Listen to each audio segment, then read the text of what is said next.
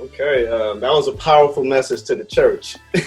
And I received that message because I'm hearing it too. Now, but we talk to the church.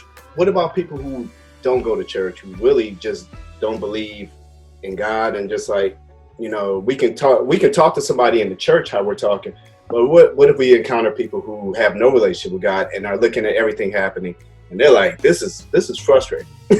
Yeah. How do we communicate to them?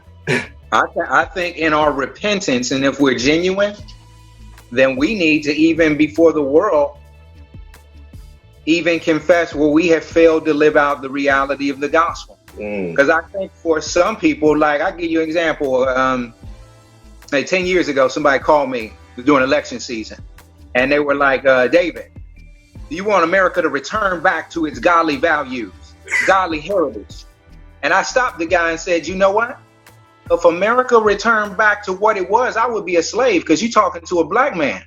And so I think for some people, it's hard because we have elevated the patriotism of our country on the same level as our citizenship with Christ. We have made the flag just as high as the cross. And so when we're out ministering to the world and we keep saying that America is a godly nation with this godly heritage, and they can see the dichotomies of slavery and injustice and inequality, I think right there, it really negates our witness to them, because they're like, I don't want a part of a church that would treat people in that manner.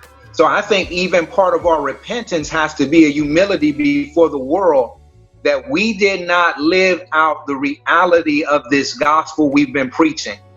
We do a good job of telling you about a God who loves you with our lips, but we failed to live it out with our lives. And we have allowed other things to be elevated in the place where only Christ should be.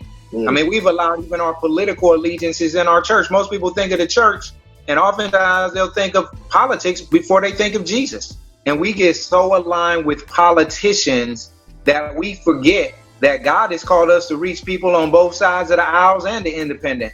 And so we begin to alienate people from the message of Christ because we've allowed other things to take the place of Christ. So we've actually allowed a faulty foundation to get in the way of the gospel. And I think it makes it hard for people to hear. So I think part of it is us being honest with even the world, that we failed you in living out the reality of this gospel.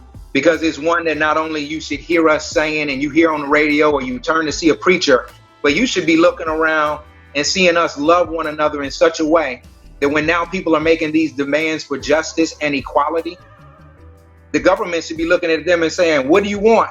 And they should be able to look at the church and say, we want what they got. Man, we want to live like they live. We want to love each other like they love. But the indictment is, sadly, Rodney, they can't really look at us and say that, because we look often no different than they do. So I would say to the unbeliever, like, we haven't lived out the reality of who Christ is and what he's called us to live out. And because of that, it's caused a stumbling block for y'all not to see the reality of Jesus. So we've almost made Christianity another ideology when it's not. It's a new way of life, that God has taken people that were dead and he's made them alive. So because of that, we should live differently. So even if I was a racist before coming to know Christ, now that shouldn't be true of me, because he's given me a new heart and a new life.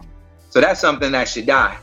And we still continue to let that old man live instead of living out the reality of the new man. So it's kind of like, Gandhi's thing, when people ask him, about, he said, I don't have no problem with Jesus. It's his followers, and sadly, we are the signpost that's supposed to point the world to the reality of who Jesus is. And sadly, they're getting a distorted picture of Jesus because we're not living that out the way that Jesus called us to.